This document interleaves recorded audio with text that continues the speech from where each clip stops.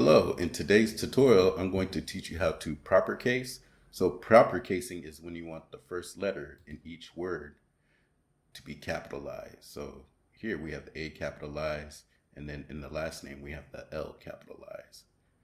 All right, so in order to proper case, let me delete this. We're gonna click on cell B1, and then we're gonna type equal proper open parentheses, and then we're going to click on cell A1, close parentheses, and then hit the enter button. All right, now let's click back here in cell B1.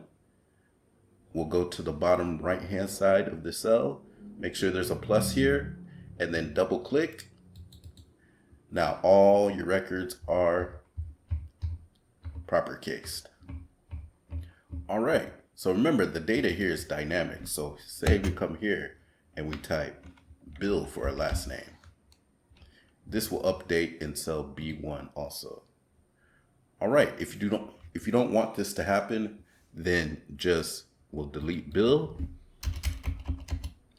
And then we go back here to the column B. We're gonna right click, copy, and then we're gonna click on column A.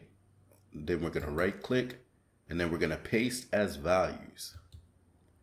All right, and we could come back in column B and delete. All right, so now all your data is proper cased.